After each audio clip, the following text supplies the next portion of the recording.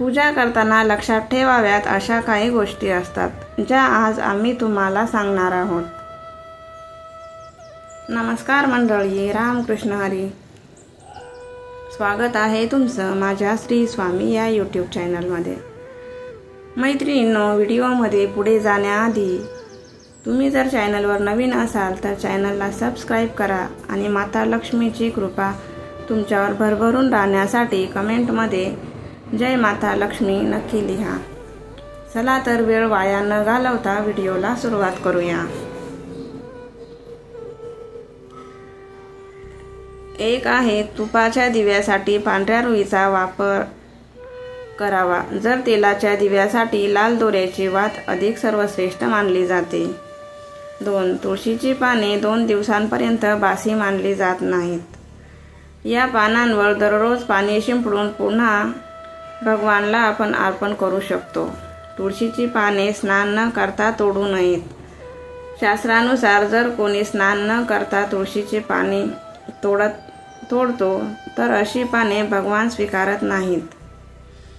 3. दीपक नेहमी भगवानांच्या प्रतिमेच्या समोरच ठेवावा। कधी कधी भगवानच्या प्रतिमेसमोर दीपक न ठेवता इकडे तिकडे ठेवला जातो, पण हे योग्य नाही। 4. पूजनामध्ये कधीही खंडित दीपक प्रज्वलित करू नये। धार्मिक कार्यांमध्ये खंडित वस्तू शुभ मानल्या जात नाहीत। 5. भगवान शिवाला बिल्वपत्र नक्की अर्पण करावेत। कोणत्याही पूजेमध्ये मनोकामना पूर्ण होण्यासाठी आपल्या इच्छेनुसार भगवानला दक्षिणा अर्पण करावी, दान करावे। दक्षिणा अर्पण करताना आपल्या दोषांना सोडण्याचा संकल्प करावा। दोष लवकरात लवकर सोडण्यास मनोकामना नक्कीच पूर्ण होतील। 6. भगवान सूर्य यांच्या 7, श्री गणेश यांच्या 3, विष्णू यांच्या 4 आणि शिव यांच्या 1 किंवा 2 प्रदक्षिणा घालाव्यात। 7. घरामध्ये किंवा मंदिरात जेव्हा विशेष पूजा कराल तेव्हा आपल्या इष्टदेवांसोबतच स्वस्तिक, कलश, नवग्रह देवता, पंचलोकपाल किंवा षोडश मांत्रिकांचे पूजन सप्त मांत्रिकांच्या स्वरूपात करावे। या सर्वांची संपूर्ण माहिती एखाद्या ब्राह्मण पंडिताकडून मिळवता येईल। विशेष पूजन पंडितांच्या मदतीनेच करावे जेणेकरून पूजा विधीपूर्वक होईल। 8. घरातील पूजनस्थळी कोणताही अनावश्यक सामान किंवा जड वस्तू ठेवू नये। 9. भगवान शिवांना हळद अर्पण करू नये किंवा शंखातून पाणी अर्पण करू नये। 10. पूजनस्थळी पवित्रतेची काळजी घ्यावी। चप्पल घालून कोणीही मंदिरात जाऊ नये। चामड्याचे बॅग किंवा पाकिट जवळ ठेवून पूजा करू नये। पूजनस्थळी कचरा किंवा अस्वच्छता जमा होऊ देऊ नये। 11. मंदिरात लावलेले कोरडे झालेले हार, फुले काढून टाकावेत। 12. नेहमी भगवान श्री गणेश यांची आराधना करूनच पूजा सुरू करावी। श्री गणेशांना तुळशी दल अर्पण केल्याने दोष लागतो। 13. शिवशंकरांना कधीही केतकीचे फूल अर्पण करू नये। पौराणिक कथेनुसार भगवान शिवांनी केतकीला श्राप दिला होता, म्हणून भगवान शिवांना हे फूल अर्पण करणे निषिद्ध आहे, अन्यथा भक्तांचे कार्य बिघडू शकते। 14. भगवानांच्या मूर्तीला स्नान घालताना फक्त बोटाचा वापर करावा। भगवानाला स्नान घालताना अंगठ्याचा वापर करू नये। असे केल्याने भगवान अप्रसन्न होतात आणि संकटे येतात। 15. दीपक कधीही जमिनीवर ठेवून प्रज्वलित करू नये। असे केल्याने धनहानी होते आणि घरात अशुभता निर्माण होते।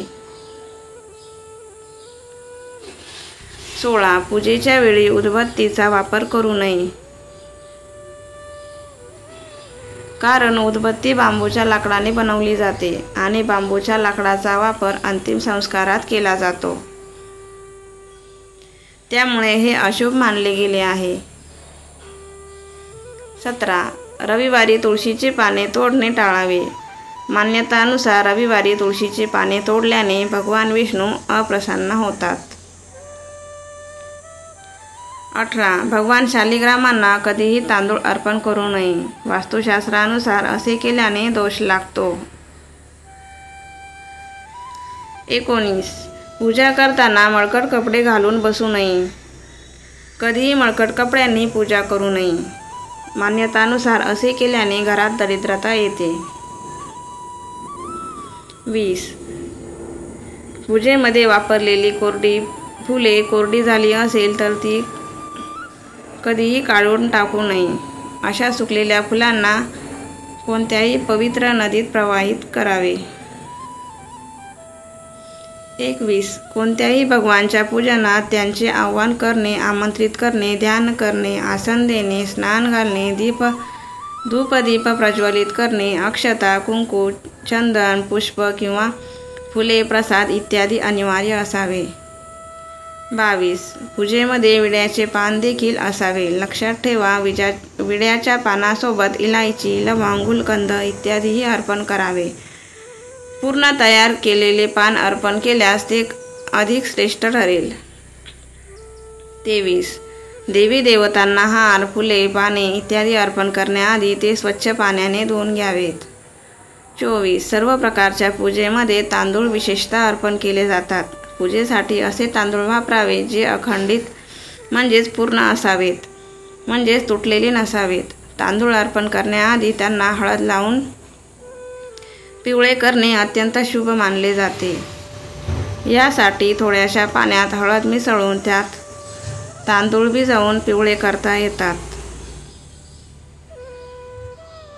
25. कोणत्याही प्रकारच्या पूजेमध्ये कुलदेवता, कुलदेवी, घराचे वास्तुदेवता, ग्रामदेवता यांचेही स्मरण करणे आवश्यक आहे. या सर्वांचे पूजनही करावे. आजची माहिती तुम्हाला आवडली असेल तर व्हिडिओला लाईक आणि चॅनलला सबस्क्राईब नक्की करा. व्हिडिओ पूर्ण बघितल्याबद्दल मनापासून धन्यवाद.